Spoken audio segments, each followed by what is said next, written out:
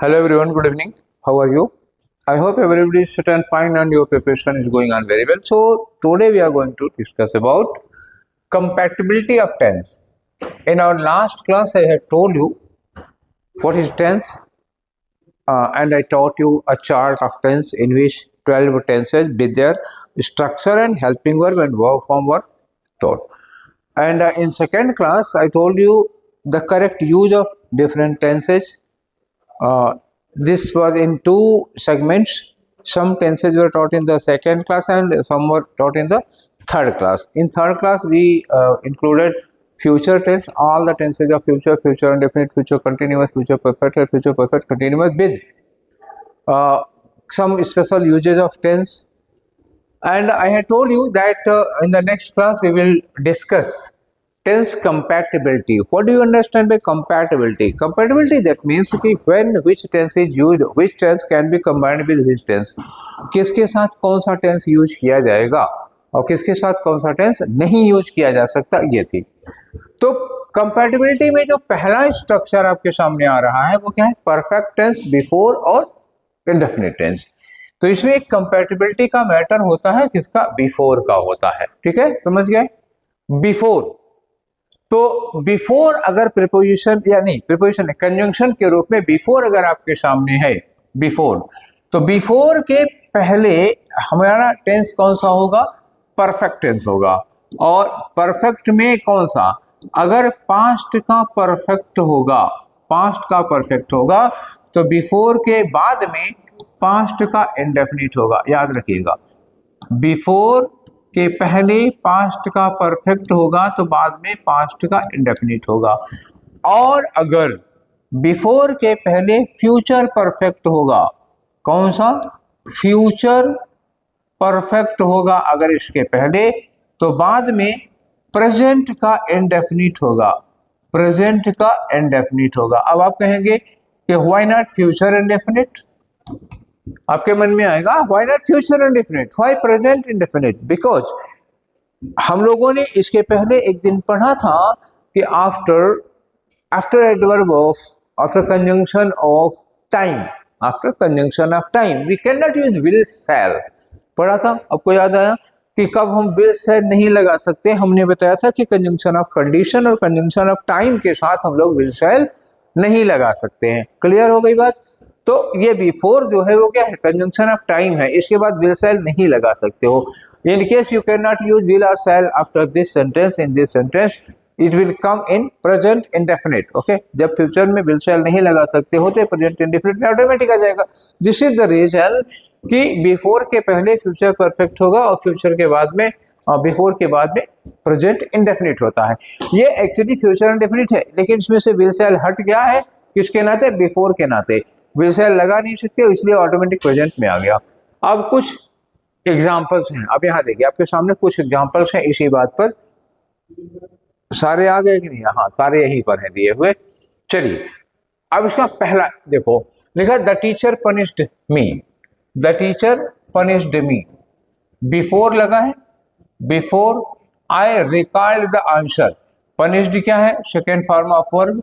Recalled क्या है? Second form of verb. Two sentences are joined by using before but both are in past indefinite. How can it be possible? ये हो ही नहीं सकता. Before से दो सेंटेंस जोड़े, दोनों पास्ट इंडेफिनिट में कैसे हो सकते हैं? बिफोर से जोड़ने का मतलब one action must take place before another. Before से जोड़ने का मतलब हुआ कि एक काम दूसरे काम के पहले हुआ, साथ साथ तो हो ही नहीं सकता. ठीक है, तो ये जो पनिश्ड है ये पनिश्ड नहीं होगा. ये क्या होगा? ये होगा हैड पनिश्ड. ये क्या होगा? हैड पनिश्ड होना चाहिए था. क्लियर हुआ? तो ये सिचुएशन है. अब यहाँ पे आ जाओ बी वाले में. We had reached the station. We had reached the station, before लगा. फिर बिफोर के पहले परफेक्ट टेंस है, करेक्ट है. आगे लिखा before the train had arrived. और जिसमें भी हमने हैड लगा दिया, मतलब we joined two sentence. We joined two sentences by using before and put the sentences in perfect, in past perfect. Both the sentences in past perfect. No, दोनों पहले ही नहीं होंगे. एक पहले होगा, एक बाद में होगा. तो जो पहले हुआ वो पास्ट परफेक्ट में करेक्ट है, लेकिन जो बाद में हुआ ये किस में होना चाहिए था, ये पास्ट इंडेफिनिट में होना चाहिए था। डोंट यूज हैड अराइव्ड, ये क्या होगा, अराइव्ड होगा। क्या होगा, अराइव्ड, बस केवल अराइव्ड होकर रह जाएगा। थर्ड में आ जाओ, बिफोर लगा है, फिर से बिफोर लगा है। यहाँ लिखा कि they will have arranged, they will have arranged everything. अब यहाँ लिखा विल के साथ हैव लगाया और अरेंज लिख दिया, करेक्ट है। तो यहाँ विल, देखो विल, वी के बाद विल नहीं लगेगा, क्यों नहीं लगेगा, अभी बोला था कि बिफोर से अगर दो सेंटेंस को जोड़ते हैं तो उसके बाद वाले सेंटेंस में विल सेल नहीं लगता। वी विल रीच देयर की जगह क्या होगा, we reach there. Don't use will और shall after will, after, before और आफ्टर। फोर्थ में आ जाओ, she will prepare dinner before you reach home. अब ये बिफोर के बाद क्या लिखा, इंडेफिनिट टेंस है, कौन सा, प्रेजेंट इंडेफिनिट है, और बिफोर के पहले है indefinite, will prepare. Will prepare का मतलब क्या हुआ, फ्यूचर इंडेफिनिट, और बिफोर के पहले क्या होना चाहिए, परफेक्ट होना चाहिए, परफेक्ट होना चाहिए। तो विल प्रिपेयर की जगह क्या हो जाएगा, विल हैव प्रिपेयर्ड, ऐसा होना चाहिए, विल हैव प्रिपेयर्ड हो जाएगा। एंड ई, इसमें आ जाओ, देखो क्या लिखा है, बिफोर से सेंटेंस को स्टार्ट कर दिया।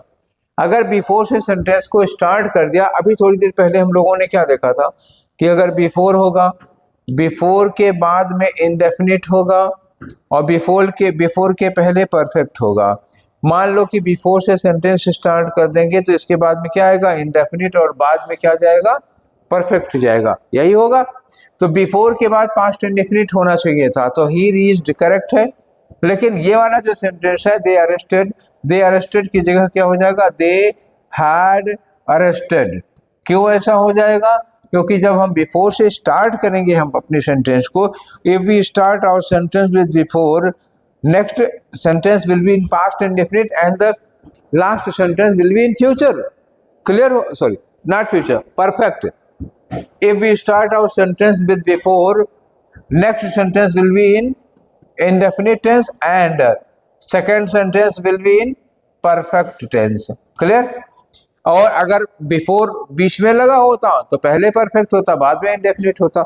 ये स्ट्रक्चर होता है अगर हम किसी सेंटेंस को before से जोड़ रहे हैं तो। और दूसरा आपका कंसेप्ट आया आफ्टर का। आफ्टर में सेम रूल, बस होगा क्या, उसका उल्टा हो जाएगा। अब यहाँ देखिए, अगर आफ्टर से किसी चीज को जोड़ रहे हो तो आफ्टर के पहले क्या लग रहा है, इंडेफिनिट टेंस लग रहा है। इंडेफिनिट किसका हो सकता है, पास्ट का इंडेफिनिट हो सकता है, पास्ट का इंडेफिनिट हो सकता है, और किसका हो सकता है, फ्यूचर का इंडेफिनिट हो सकता है, दोनों हो सकते हैं। लेकिन प्रॉब्लम है कि इसके बाद क्या होगा, इसके बाद अगर पास्ट का इंडेफिनिट है तो आफ्टर के बाद पास्ट का परफेक्ट होगा, आफ्टर के बाद पास्ट का परफेक्ट होगा।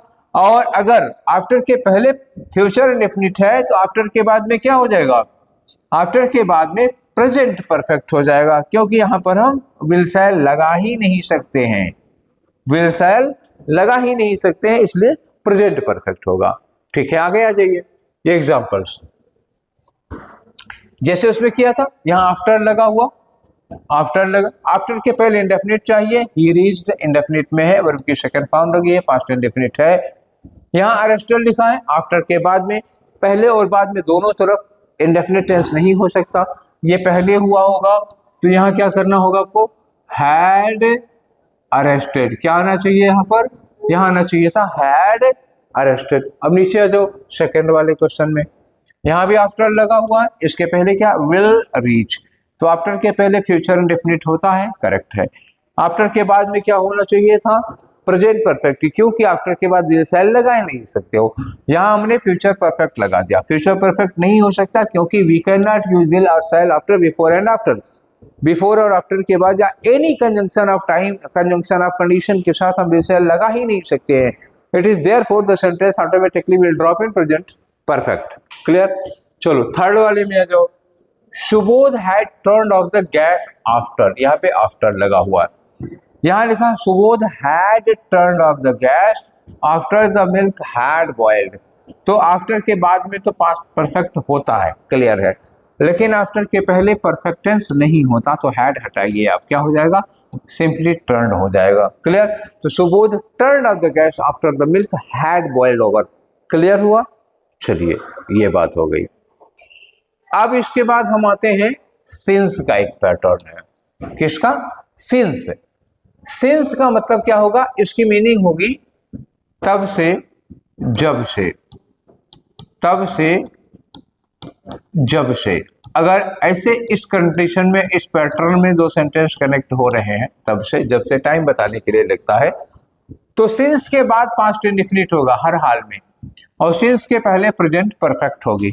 पक्का?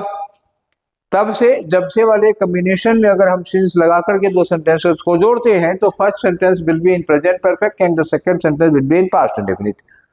ये जो प्रेजेंट परफेक्ट है, ये परफेक्ट कंटिन्यूअस भी हो सकता है, प्रेजेंट परफेक्ट या प्रेजेंट परफेक्ट कंटिन्यूअस हो सकता है। तो let's have some examples. I did not see him since I lent him 20,000 rupees. Since I lent him 20,000 rupees. जब से मैंने उसको 20,000 रुपए उधार दिए हैं, तब से मैंने उसको देखा ही नहीं। अब बताओ, ऐसा होता है कि नहीं होता? जब से मैंने उसको 20,000 रुपए उधार दिए, तब से उसको देखा ही नहीं है। टाइमिंग क्या? काम क्या हुआ? उसको देखा ही नहीं है। कब से नहीं देखा है? टाइमिंग क्या है? जब से उसको 20,000 रुपए उधार दिए। तो होता है, अक्सर ऐसा होता है।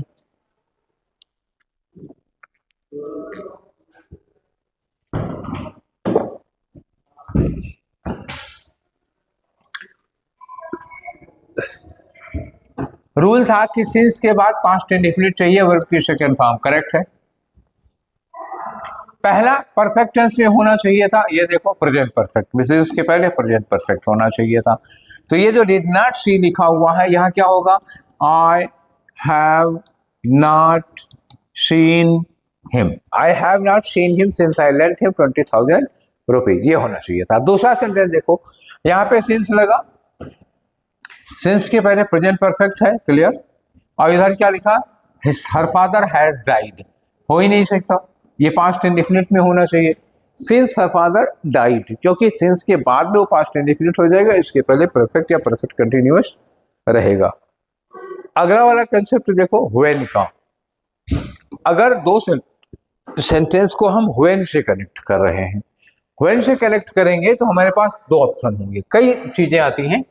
एक व्हेन के साथ प्रेजेंट इंडेफिनिट, फ्यूचर इंडेफिनिट होता है, एक व्हेन के साथ पास्ट इंडेफिनिट भी आ सकता है, पास्ट परफेक्ट भी आ सकता है। तीन कॉम्बिनेशन व्हेन के आएंगे, आपको नीचे मिलेंगे वही व्हेन वाला, ये ठीक है ना। पास्ट इंडेफिनिट, पास्ट व्हेन के तीन स्ट्रक्चर आपको मिलेंगे, एक एक करके हम लोग पढ़ते हैं।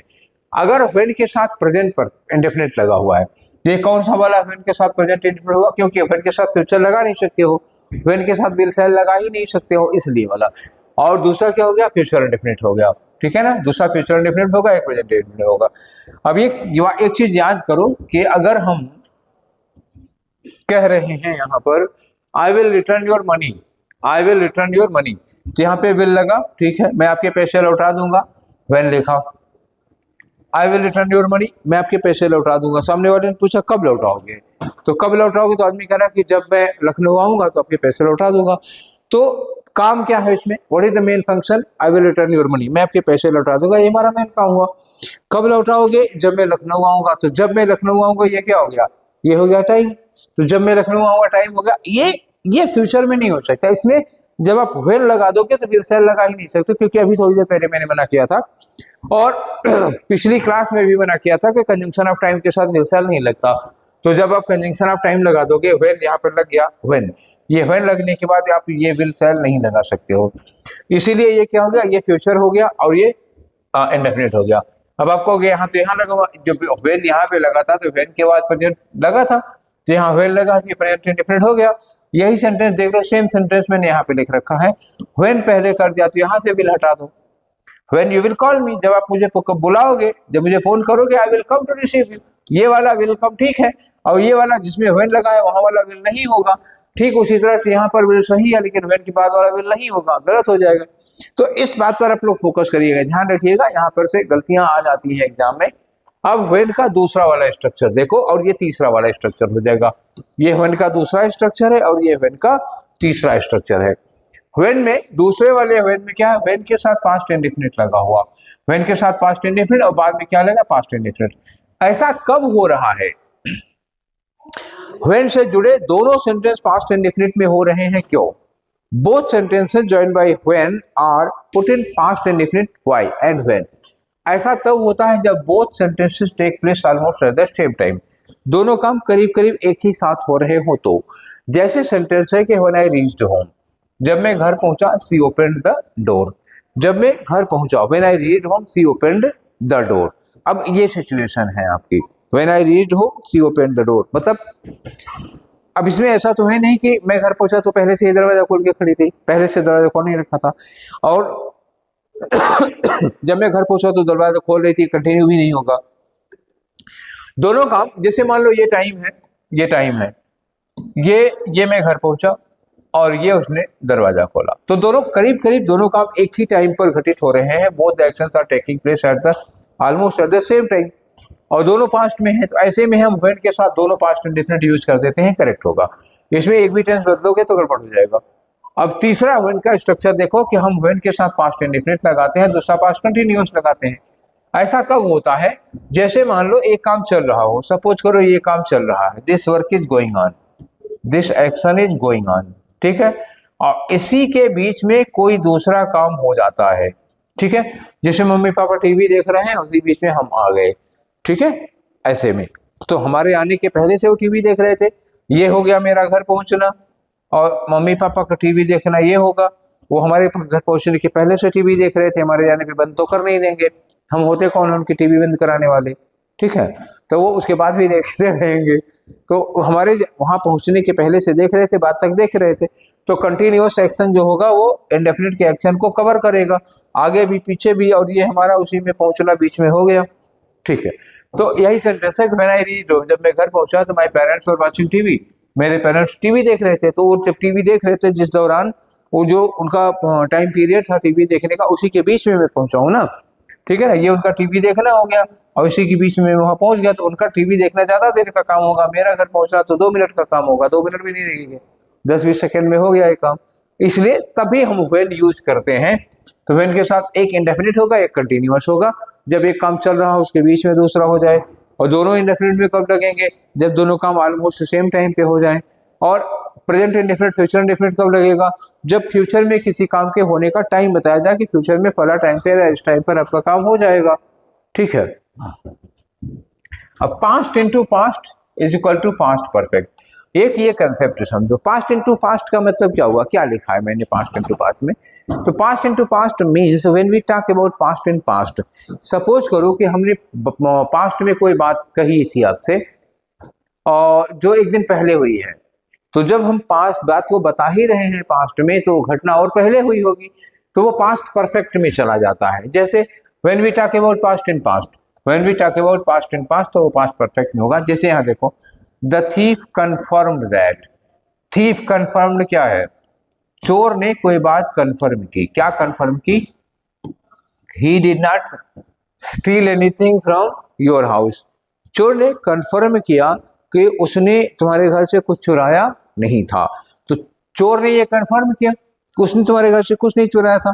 तो जिस समय चोर ने कन्फर्म किया, चोरी उस समय तो नहीं हुई, चोरी पहले हुई होगी, चोर पकड़ा जाएगा 2-3 दिन के बाद, जब चोर पकड़ा गया, चोरी तो उसके पहले हुई होगी ना, चोर पकड़ा जाने के बाद कंफर्म करेगा और चोरी उसके पहले होगी, तो दोनों काम एक टेंस में हो ही नहीं सकते हैं, किसी कीमत पे नहीं हो पाएंगे। एक काम पहले हुआ होगा, तो कौन सा पहले काम हुआ होगा, पहले चोरी का काम हुआ होगा। अगर उसने कंफर्म किया पास्ट में, तो चोरी करने वाला काम पास्ट इंडेफिनिट में नहीं हो सकता, ये किस में जाएगा, ये पास्ट परफेक्ट में हो जाएगा, क्योंकि ये काम पहले हुआ है। यही हुआ when we talk about past in past, उसने पास्ट में कंफर्म किया और उसके पहले की घटना के बारे में कहा, तो he is talking, he confirmed किस घटना के बारे में, जो उसके पहले भी, जब उसने कंफर्म किया पास्ट में, तो चोरी वाली बात और पहले चली जाएगी, पास्ट परफेक्ट में हो जाएगा। और दूसरा देखो, past into future is equal to would, मतलब क्या होगा, when we talk about future in past, जब हम फ्यूचर में, पास्ट में फ्यूचर की बात करें, जैसे 2 साल पहले किसी ने कहा था कि मैं आपकी मदद करूंगा, 2 साल पहले किसी ने कहा था कि मैं आपकी मदद करूंगा, तो when he said that मैं आपकी मदद करूंगा, he was talking about future, वो फ्यूचर की बात कर रहा था, उस समय उसका फ्यूचर। जिसे मैं आज कहूं, आज सैटरडे है, आज मैं कहूं कि मैं मंडे को आप लोगों को टेंस की प्रैक्टिस कराऊंगा, तो अब जब मैं बोल रहा हूं तब मेरी बात फ्यूचर में जा रही है, लेकिन एक साल बाद क्या ये फ्यूचर में रहेगी? नहीं रहेगी, क्योंकि तब बीता हुआ दोनों। तो हमारा आज का जो प्रेजेंट है वो 2 दिन बाद वो पास्ट हो जाएगा, तो हम आज जो फ्यूचर में बात करेंगे वो भी तो पास्ट हो जाएगी। इसलिए जब हम पास्ट में फ्यूचर की बात करते हैं तो विल नहीं लगाते हैं, तब विल की जगह वुड लगाते हैं। जैसे the principal announced, principal announced, announce क्या हो गया? पास्ट हो गया। Principal announce that he will increase the fee from the next session. अब ही विल उन्होंने कहा था किसमें? जब उन्होंने बोला था तब उनका फ्यूचर था, तब जो अपने फ्यूचर में फीस बढ़ाते, लेकिन उनका बोलना भी हमारे लिए पास्ट हो गया है, तो उनका जो फ्यूचर था वो हम क्या करेंगे? पास्ट का फ्यूचर होगा। तो पास्ट का फ्यूचर क्या होता है? वुड। और प्रेजेंट का फ्यूचर क्या होता है? Will. Future of present and future of past, future of past. Future of present क्या होता है? विल। फ्यूचर ऑफ पास्ट क्या होता है? वुड। समझ गए ना? फ्यूचर ऑफ पास्ट वुड होगा। अब आगे चलो, एक आध और है, ये यूनिवर्सल ट्रूथ का मैटर है, बस इसके बाद आपका टेंस का मैटर ही खत्म हो जाएगा। यूनिवर्सल ट्रूथ का मतलब anything that is universally truth, always present indefinite. जो बातें यूनिवर्सल ट्रूथ होती हैं वो हमेशा पास्ट इंडेफिनिट में रहती हैं, उनका टेंस ही नहीं बदलता किसी में। जैसे our teacher told us, told किसने है भाई? टोल्ड है पास्ट में, आवर टीचर टोल्ड अस ये पास्ट में था कि अर्थ मूव्ड अराउंड द सन, ये मूव्ड क्या हो गया? पास्ट में होगा। टीचर ने हमें पढ़ाया था कि पृथ्वी सूर्य के चारों ओर घूमती है, तो अगर हम इसको मूव्ड कर देते हैं तो ये क्या हो जाएगा? पृथ्वी सूर्य के चारों ओर घूमती थी। तो जो उन्होंने बात बताई थी वो उसी समय के लिए सही नहीं था। उन्होंने जो बात हमको पास्ट में बताई थी वो ऑलवेज के लिए ट्रू है। पृथ्वी का सूर्य के चारों ओर घूमना न इसका पास्ट है, न प्रेजेंट है, फ्यूचर है, ठीक है ना?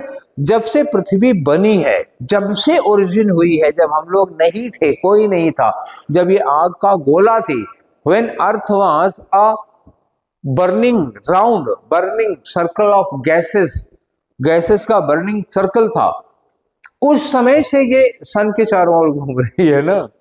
तो ये तो मतलब इसका तो ना पास्ट है, ना प्रेजेंट है, ना फ्यूचर है, ये तो ऑलवेज के लिए स्टेटमेंट हो गया।